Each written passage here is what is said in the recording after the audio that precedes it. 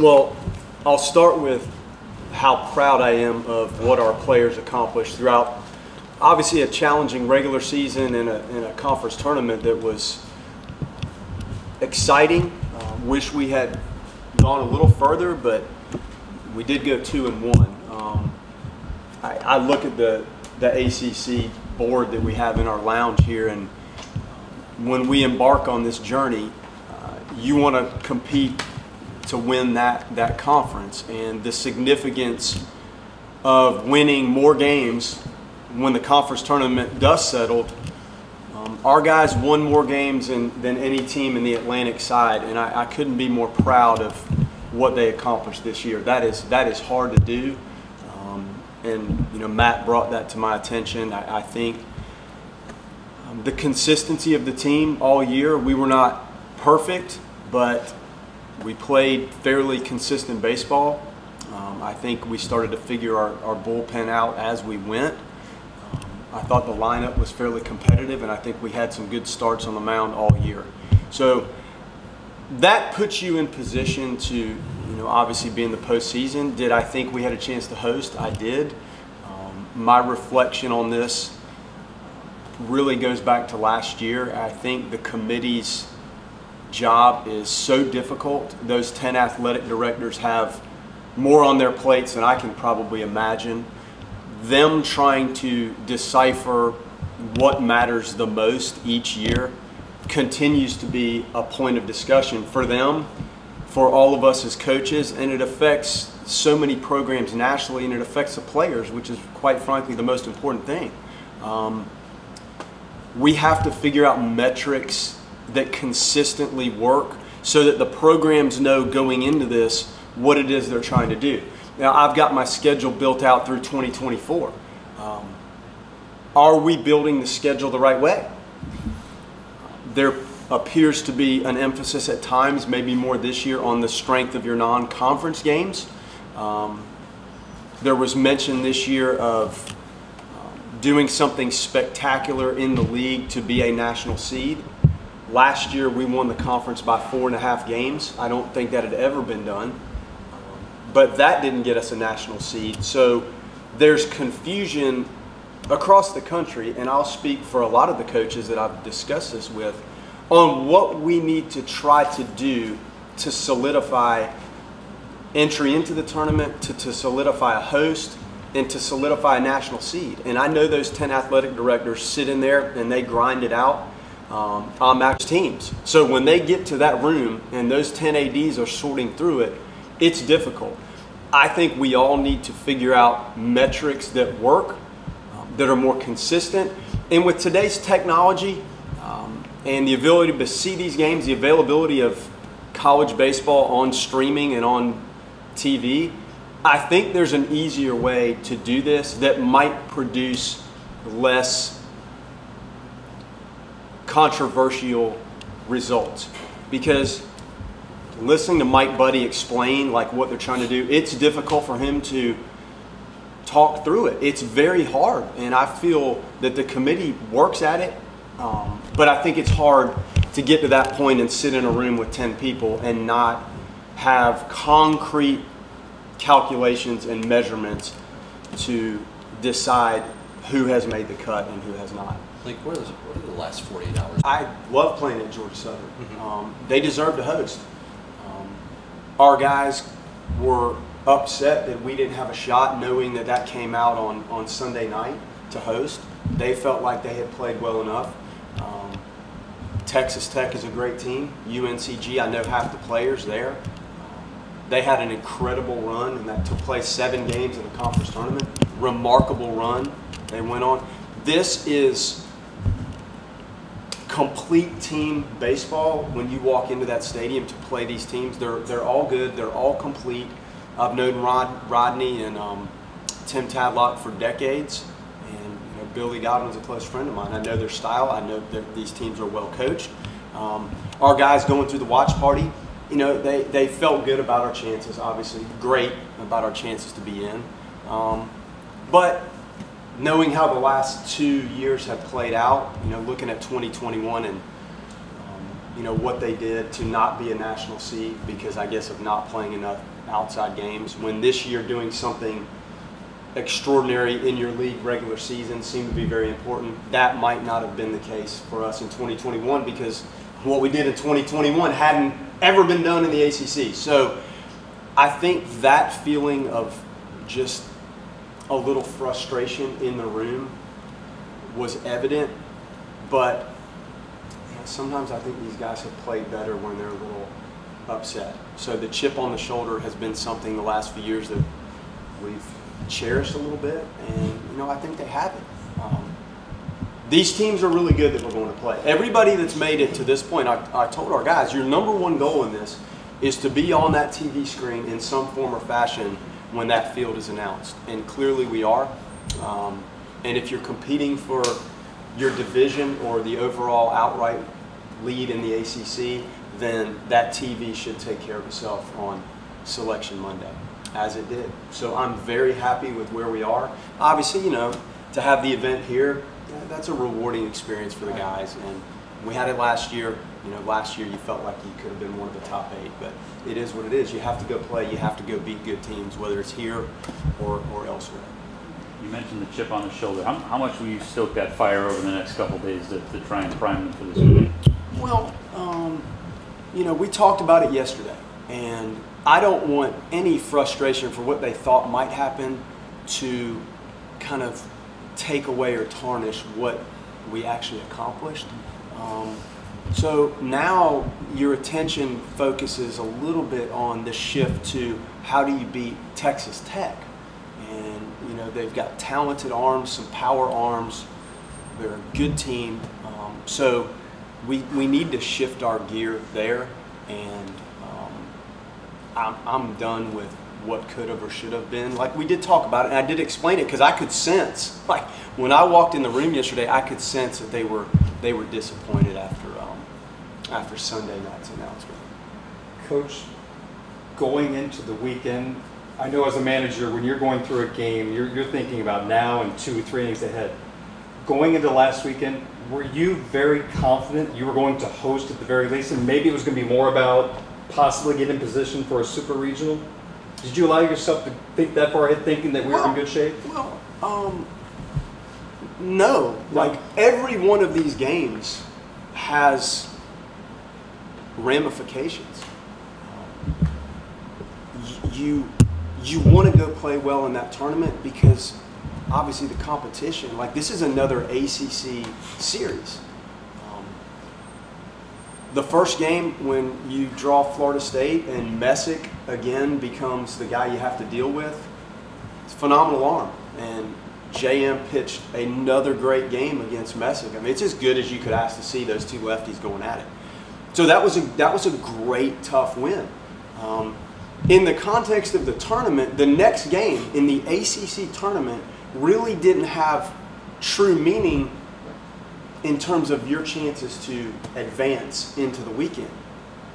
But knowing what's at stake nationally for the team, you have to decide how to handle that game. And once we got into it and Liam was on top of his game and we had a chance to win that game, we wanted to win that game. They're tough.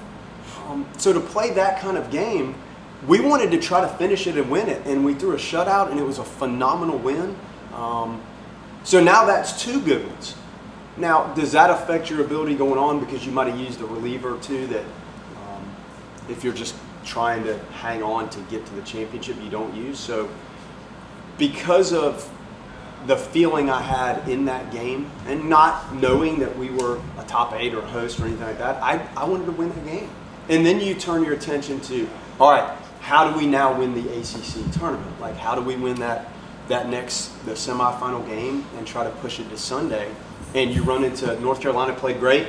I think they threw a complete game the night before against Louisville, so their bullpen was as rested as it really could be, and they deserve to win the tournament. They beat an NC State team that had a good year, and quite frankly, that nationally, that's one of the most frustrating things, looking at the landscape from a perspective of that team not being in. I think in the modern history, a team that had an over 500 aggregate record, right, Matt? Over 500 and an RPI above 35. For them not to be in the field is unthinkable. You know, I hurt for that team in our conference. That, you know, you hurt for the guys that you know. Coach Avent has been in it for a long time. After what happened to them and their exit last year in Omaha, to have the end of this season come in this fashion was really tough to watch. And personally, with my son, to go through that at the end, not how you would want to draw it up. So we don't have an ACC representative on the selection committee. There's not an AD in the room that represents our conference. And the silence, I would imagine, that exists when we need somebody to fight for us. I don't know who is fighting for us in that room. The caliber of baseball in the ACC is as good as anything in college baseball, and we just don't have somebody on that committee right now. I think it hurts our league a little bit, and we need to get that back in there. But I will say, again,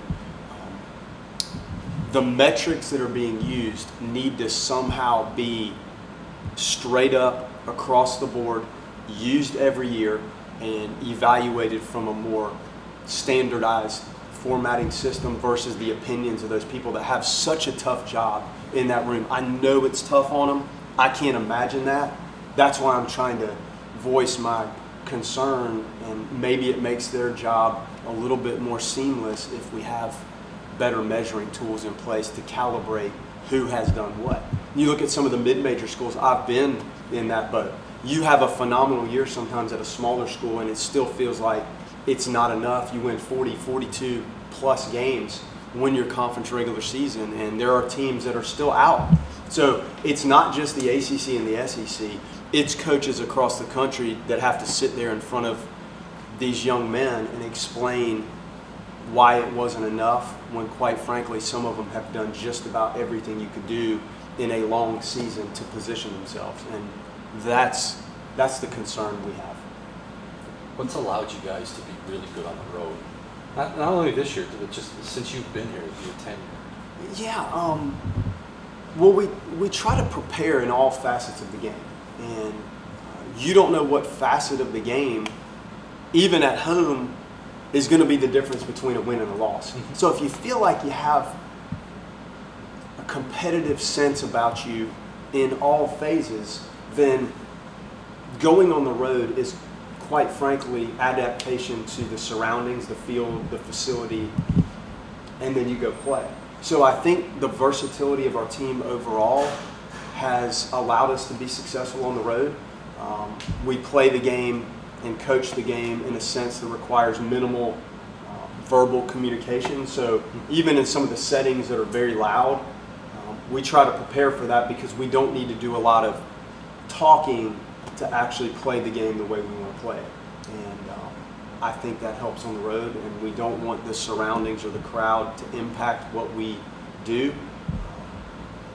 So we train for that, and in our systematic approach to how we communicate non-verbally helps you when you're in foreign territory or it's loud. So maybe same answer, but on that topic, have you thought about your pitching staff? Well, Bertrand's going to throw Friday. Friday. Yeah, Bertrand Friday, and we'll see what happens after that. But clearly he needs to throw Friday, and it's been good that he's had some nice long outings, but I don't think he's done anything that's been really grinding recently. And I guess he's thrown now Thursday, right? He gets an extra day. Thursday, and it was Thursday in Miami, right? Yeah, and Thursday. So he actually gets a little more rest after we pulled him forward. So I feel really good about that. And gosh, I think our bullpen's as good as it's been all year in terms of health. Like, I think we finally figured out Mercer's situation. Phil did a great job getting him back where he's throwing. I think he touched 94, 95 the other day, which we haven't seen maybe ever. To have Bedford back in play for us, just it deepens our pen. Then you got Rayo, whose velocity has been great, and Aiden is Aiden. We trust Aiden. I know he's had some up and down performances, but you trust him when he's out there. So I like how our bullpen's shaping up right now, and it'll take all of that to win this because you got some good offensive teams there. strategically, when you approach a week like this, that you get out or you don't. I mean, last year you guys spoiled everybody, scoring so many runs in that regional. But Yep. that's obviously atypical in a typical regional that you've experienced. I mean, what's usually the keys to getting through? Well, you need to get good starts on the mound. That really helps because you shrink the workload on the bullpen. And I'm excited about our bullpen, but as you get deeper, the toll on the appearances out of the bullpen, it does add up. And I guess I like where we are, but it's still such a big thing. And if you can lengthen out those starts and shrink the end of the game where those guys can kind of maximize their stuff in a short burst, that's key. Offensive toughness and putting the ball in play and forcing the other team to handle the ball in these postseason games is really, really important. I don't think there's a time when your team defense shows more than in the postseason. Like the magnitude of the plays, the quality of the teams, the tendency of the games to be tighter. Like the team defense always stands out as something that is critical and apparent in the teams that do well in the postseason and move on. On the other side of that, like the more people you can strike out on the mound, those big punch outs are key because the ball's not in play.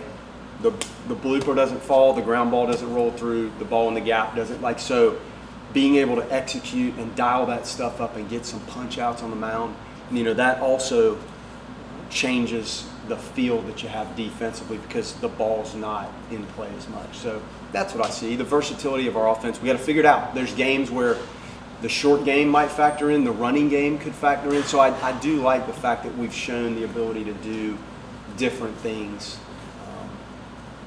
offensively. I think that helps. Getting up to the plate, what are those concerns or Well, we popped up a lot on Saturday against North Carolina. We just hit a lot of balls in the air, and they're lefty. The ball was running and sinking, and he had a good changeup, and we needed to kind of make some minor little box adjustments and targeting adjustments, and we never really did it. And then the variety they had out of the bullpen just has given everybody problems, and they use those guys a lot, and the guys are good, and we just never could get over the hump. Now, after the game, to talk about pitch execution at some critical moments, we broke that down. Again, the overall offensive, it was just a little lacking in damage type on base hitting. So there's no physical adjustment that needed to be made. We just went back to work today and tried to go back to the fundamental things that we've done all year when we get to practice here and use our cages and our machines and try to just get the hitters dialed back in. So there's not any major secret to what we did. We just had a good, tough practice. Coach, you faced your alma mater, you faced your son. I guess this might be different if you get the chance to take on Greensboro, kids kids you've recruited, families. I know when the game starts, it's all about doing business, but what is your emotions and reactions seeing their name pop up in the same regional as you? I'm proud of them, and it'll be nice to see those guys. And there's some kids there that had quite an impact on my career and gave me this opportunity. So I owe that program a lot. Kim Record, the athletic director, gave me a chance to be a first-time head coach. You don't always get that shot for somebody to take a chance on an assistant coach to give you the reins when you haven't been a head coach. So I'll be forever grateful for that opportunity. And those guys at Greensboro gave me and our program everything they had. Now, there's many guys that have departed, and the bulk of that team is not from my recruitment, but there are some, and I look forward to seeing those guys and their nicknames that are still in my head. So I told Billy, their head coach, last night, I said, I got the Chicken Hawk and the Siberian Husky. They're still going to be out there, so it's fun. And some of the former players have reached out, and they're excited about it, and it's the culmination, I think, of what happened to me in my career, to get a chance to go there, try to get that program on the right track and do something special there, which in turn gave me this opportunity. So it's special. And to be honest with you, I kind of like seeing it. I did. I can't have any more awkward stuff than I've dealt with coaching against my son and Junior, and Mike Bell's one of my best friends, and Pitt's assistant is a player I coach, Ty McGahee. So the longer you're in this, the more the relationships tighten and crossover, and this is good this weekend. And I guarantee those guys would tell you the same thing on Greensboro's side.